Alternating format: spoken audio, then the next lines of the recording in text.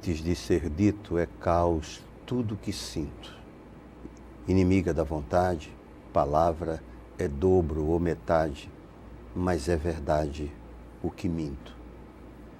Epígrafe de Felipe Benício, e mais na frente ele fala assim, ou melhor, escreve: se eu escrevesse este poema daqui a 1 ano, ele certamente seria melhor do que é. Se eu escrevesse daqui a 10 anos, melhor ainda ele seria. Se eu escrevesse daqui a 60 anos, já no leito de morte, seria uma obra-prima. No entanto, eu simplesmente queria escrever um poema agora. Muito bem. Parabéns. Obrigado. Um prazer recebê-lo aqui no programa. Prazer. Satisfação. E aqui esse é seu filho mais novo? Ele é o primogênito. Primogênito. É. Muito bem.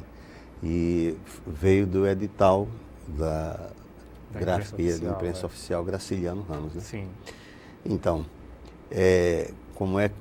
qual foi o motivo de você caminhar pela estrada da poesia, pelas veredas da poesia? Engraçado, porque eu fazia parte de um projeto com os amigos, né, a Ofélia, com o Richard, Plácido e Amanda, e eu geralmente começava as nossas mesas redondas quando tinha algum convidado perguntando isso, mas nunca me imaginei respondendo. Mas eu acho que nunca é um único fator, né? Eu acho que é uma série de acontecimentos que vão levando a gente para esse caminho, né? E essas oportunidades que aparecem para a gente ao longo do caminho. Mas desde cedo eu sempre escrevia, moleque, acho que como diz o Paulo Leminski, a poesia surge junto com as espinhas, né? E o poeta é aquele que consegue superar essa fase e continuar escrevendo. Mas já na escola eu fazia parte de um grupo de teatro que mesclava poesia com música, além da encenação. E ali eu comecei a ter contato com poetas, né? Manuel Bandeira, Drummond, Cecília Meirelles. Comecei a ler e comecei a me arriscar também, tentar escrever, né? Mas acho que quando eu começo a escrever mais seriamente mesmo, mais consciente desse fazer poético, é quando eu entro na graduação em letras. Aí eu tomo uma consciência um pouco maior daquilo que eu vinha escrevendo. Acho que Mas qual faculdade? Letras. De onde? Aqui na UFAL. Na UFAL. É. Uhum. E dentre os poetas que você leu, que você absorveu e ainda que você lê tal, constantemente, o que toca mais em ti? É uma pergunta um tanto quanto redundante. O que toca mais em você? Qual autor, qual autora? Sim. É complicado isso de falar de autor, autora favorito, quando você está sempre lendo, né? Às vezes você tem aquele autor, o último autor favorito seu, aquele que você acabou de descobrir e começa a ler. Mas eu acho que os autores favoritos são aqueles para os quais você sempre volta, né? Eu acho que eu estou sempre voltando para o João Cabral de Melo Neto, para o Edgar Allan Poe. São duas esferas totalmente diferentes, mas são autores que, vez ou outra, eu pego alguma coisa para ler, assim. Então, esses, eu acho que considero favoritos porque eu estou sempre retornando a eles, né? Mas isso não me impede de descobrir coisas novas, né? Mais recentemente, eu fui apresentado a uma poeta polonesa, Wisława Szymborska, e a poesia dela simplesmente me arrebatou, assim. Então, eu li, o que tem dela disponível em português eu li, porque eu simplesmente me apaixonei pela escrita dela. Uhum. Assim como outras autoras, outros autores que a gente vai conhecendo, né? Como a Ana Martins Marques, a Angélica Freitas. Então, são esses autores e autoras que a gente vai descobrindo e vai acompanhando, né? Aqui em Alagoas tem um movimento literário bastante produtivo, né?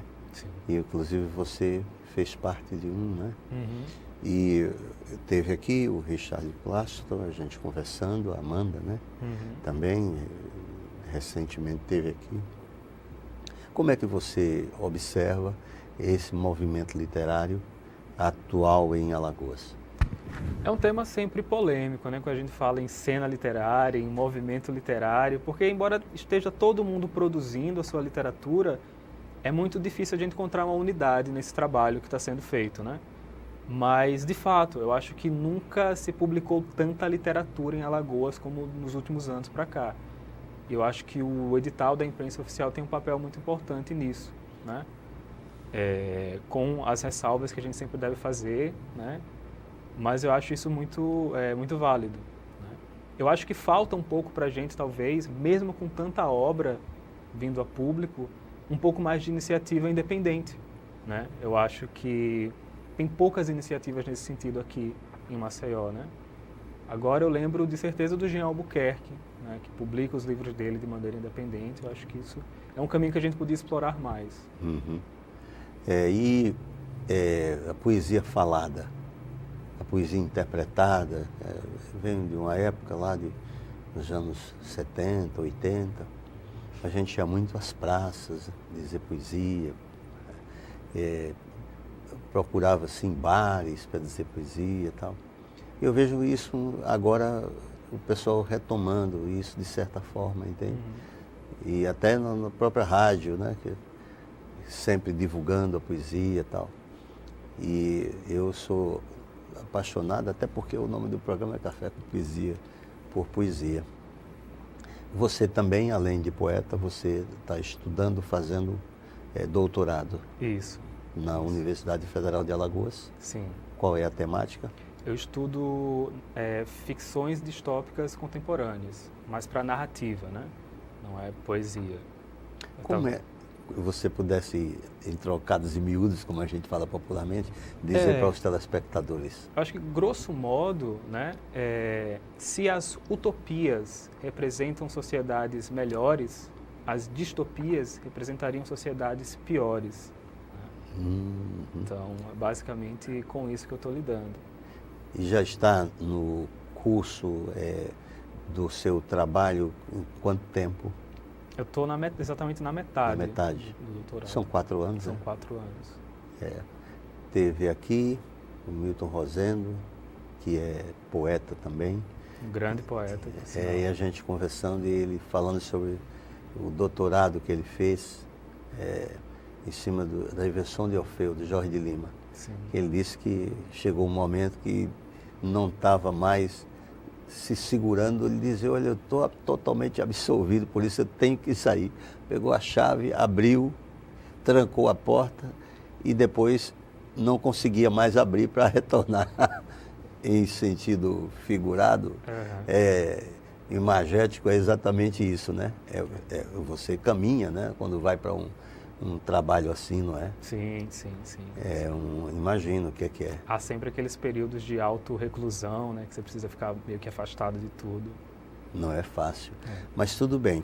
Então, queria ver aqui, eu vou pedir para você, todo poeta que chega aqui, eu peço isso e tal, porque o público também pede. Se você pudesse ler alguns poemas para nós no programa. Leio. Aí você escolhe. Claro.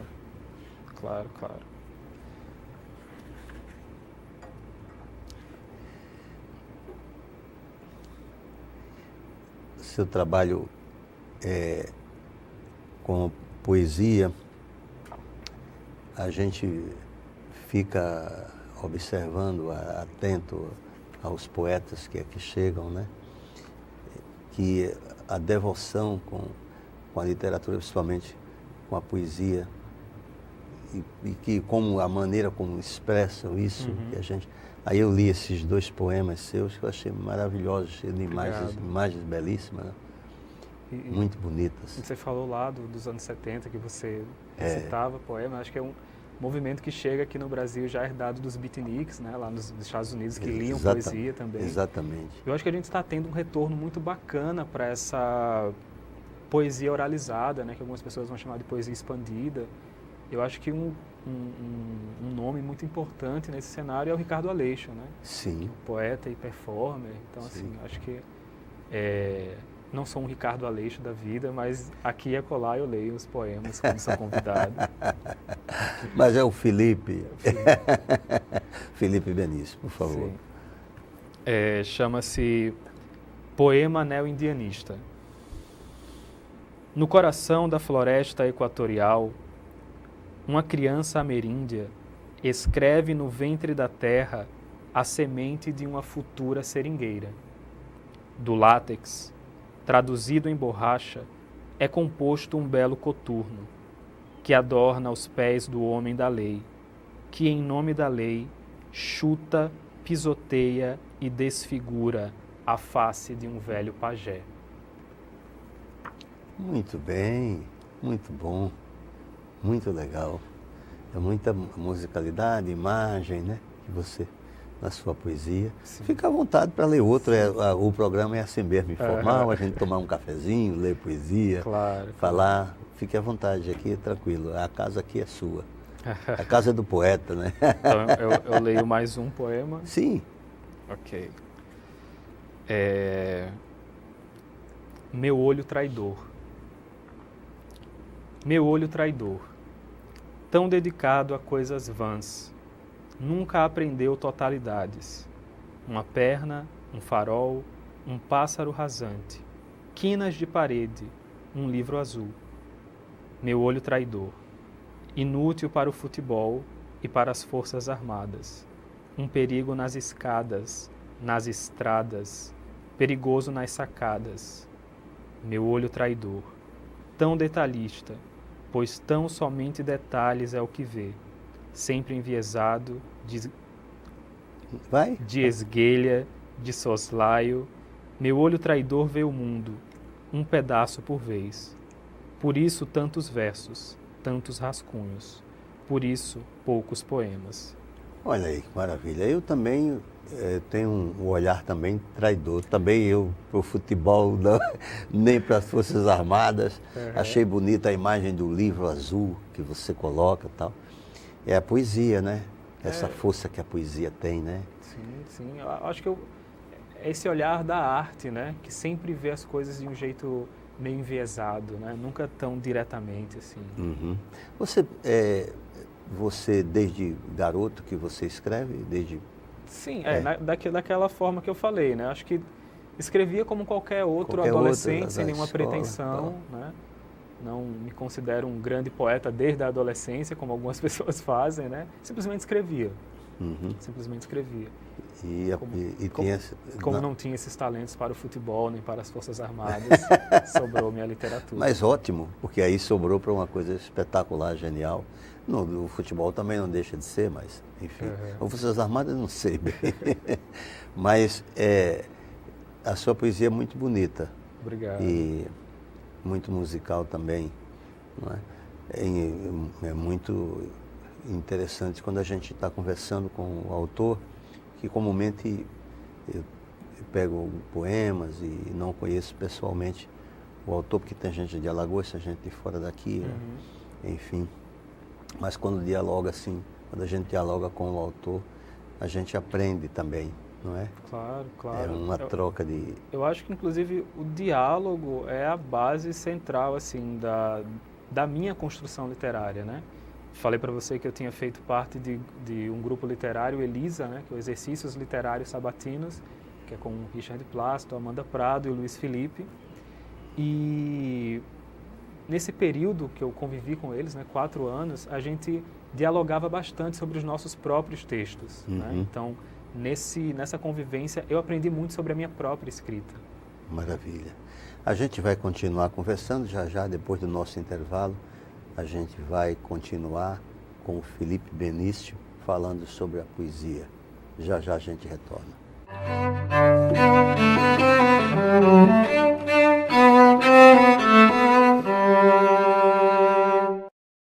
Quanto mais mochilas se fecham, mais oportunidades se abrem para todos. Sua colaboração não financia só mais um caderno. Quando você doa, dá a chance para milhares de crianças e adolescentes continuarem estudando. Colabore e veja como você constrói essa história.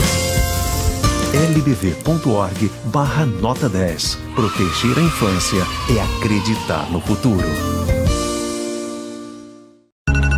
A gente é assim, gosta de saber o que está acontecendo, de fazer acontecer e de não fazer nada, de guardar cada momento. E claro, compartilhar com quem você gosta. A gente sabe que usar o celular dirigindo é muito perigoso, mas acaba se arriscando. Até que um dia, você sabe. A gente sabe o que tem que ser feito no trânsito. Basta fazer.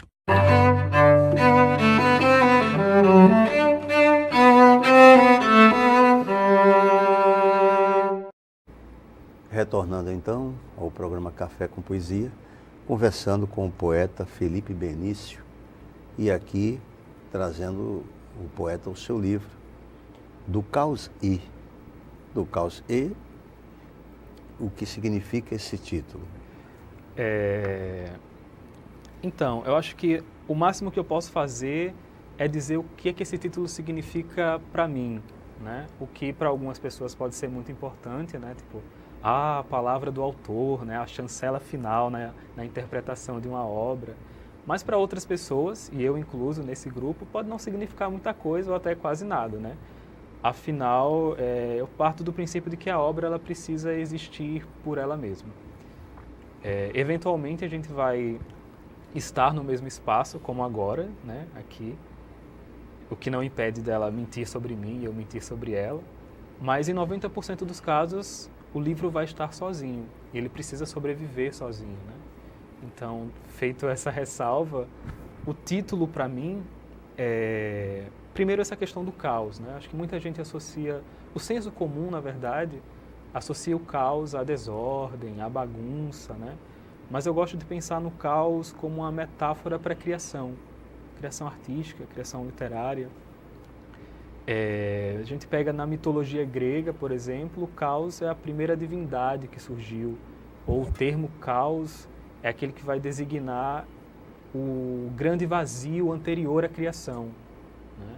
Aquele momento em que o mundo ainda não era nada, né? Como a gente vai ter na tradição judaico-cristã também, né? No princípio era o verbo, então a terra era ainda uma massa amorfa, não tinha forma definida. Como também na ciência, né?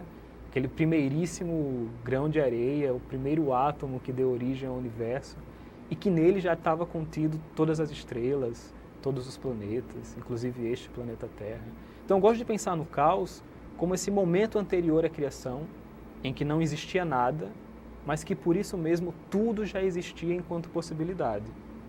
Como eu falei, tipo, aquele primeiro grão de areia já continha todo o universo, o planeta Terra, os animais, a floresta, as cidades e até esse diálogo entre nós dois, né? Tudo já existia enquanto possibilidade. Então, essa seria a minha concepção de caos, assim, para o livro, né? Só que aí a gente tem o título, essa palavra inserida num título, né? Do caos e. E aí, nessas três palavras, né, esse é o único substantivo, o caos, nessas três palavras, de alguma forma a gente tem, sim, e eu fiz questão de escolher o I, que é conhecido como o I comercial, não o I, o E, a letra, né?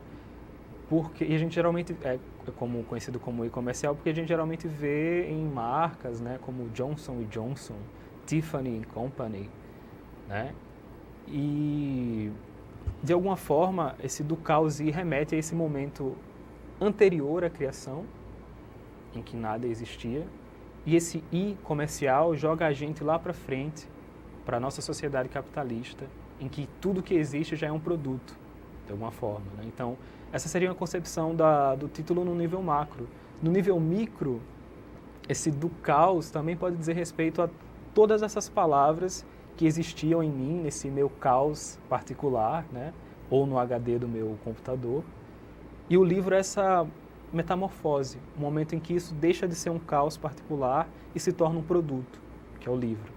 Então, para mim, essa seria a ideia do caos e... Muito legal essa explicação. Claro, podem haver outras leituras. Inclusive, é importante que hajam outras leituras, né?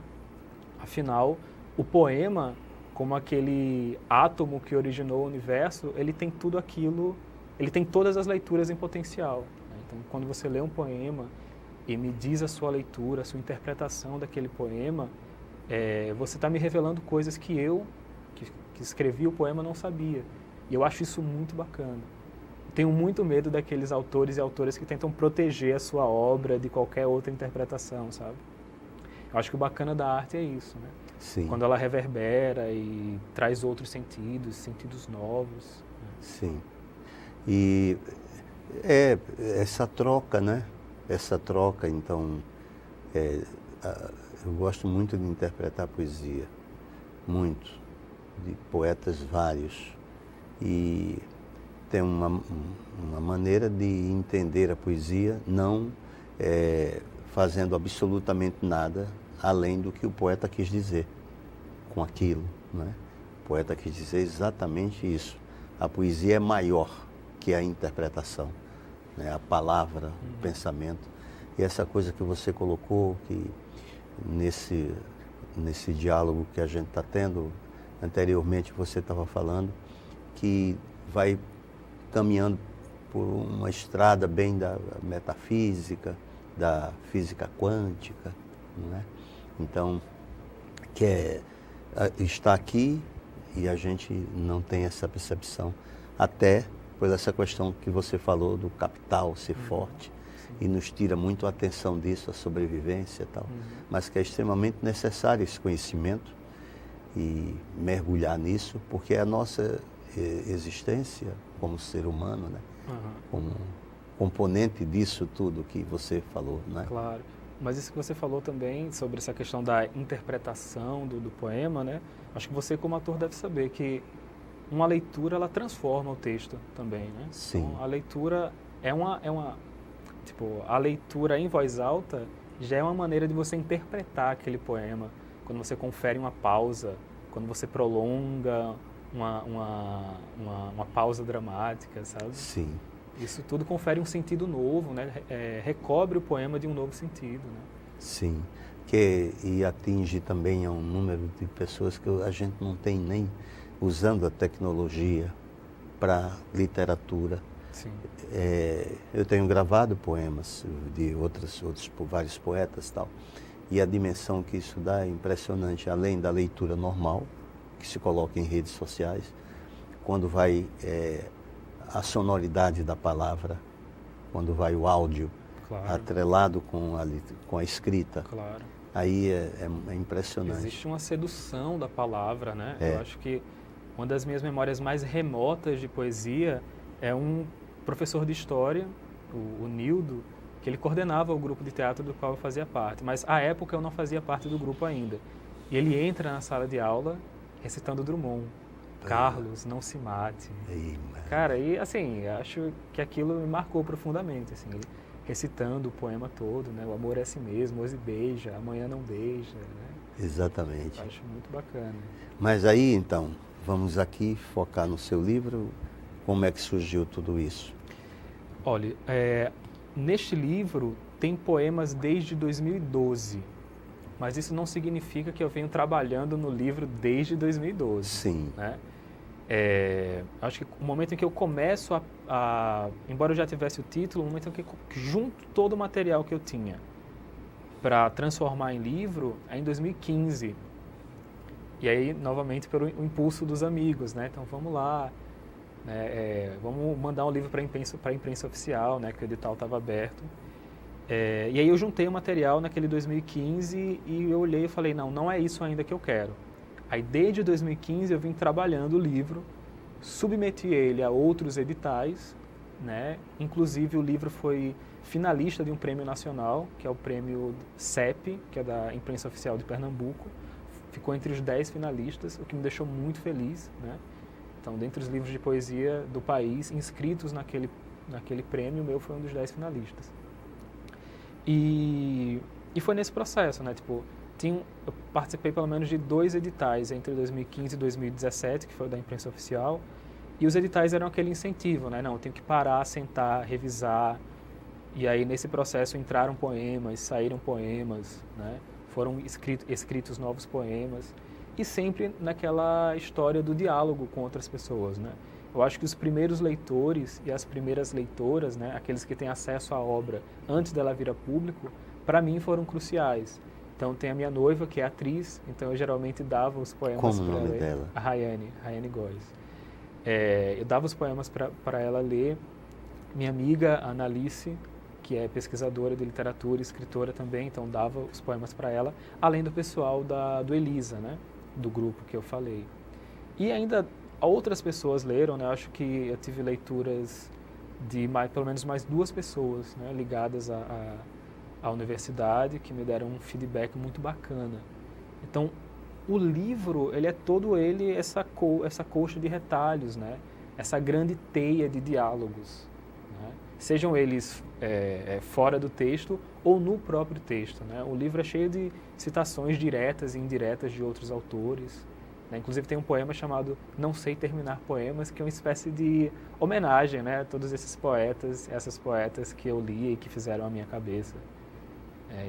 Enfim, inclusive essa é uma das razões pelas quais eu não quis colocar um epígrafe no livro. Porque para mim o livro ele já está cheio de muitas vozes e colocar um epígrafe seria uma voz a mais. Por isso que eu resolvi escrever o poema chamado Epígrafe, em que você abriu o programa lendo. O programa. E esse trabalho teve apresentação? Não teve. Justamente por isso, seria mais uma voz. Uma né? voz. Mais uma voz. Eu vejo aqui, tem pensar, pensar, pensar e escrever, pensar, pensar e escrever, escrever, apagar, pensar, pensar e escrever, escrever e apagar, apagar e reescrever, pensar, pensar, escrever, apagar, apagar, reescrever, reescrever e salvar, pensar, escrever, escrever, apagar, apagar, reescrever, reescrever, salvar, salvar, imprimir, pensar, pensar, escrever, escrever, apagar, apagar, reescrever, reescrever, salvar, salvar, imprimir, imprimir, ler.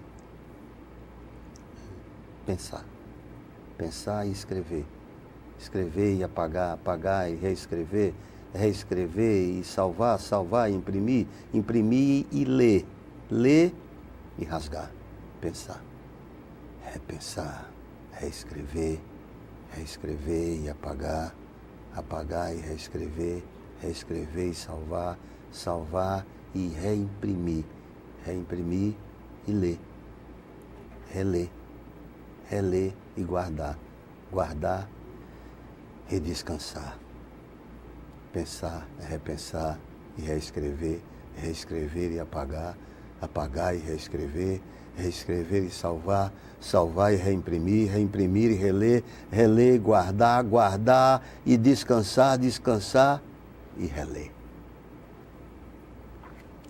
E ele continua, né, até chegar em publicar e esquecer. Né, um poema chamado Processo. Né? Que maravilha. Um pouco dessa via crucis da escrita. Querido Felipe, muitíssimo grato pela sua presença no programa. Eu agradeço. A quem quiser comprar, adquirir o seu livro, como faz? Eu ainda tenho alguns exemplares na leitura do shopping e na imprensa oficial. Na imprensa oficial, Graciliano Ramos. Inclusive pelo site. Sim. E aí você tem, e como entra em contato contigo? Através do e-mail. Qual é, por favor? Que é felipebenicio.fb@gmail.com. Muito grato. Volte aqui mais vezes. Eu agradeço. Parabéns pelo seu trabalho. Muito obrigado. E até o nosso próximo encontro.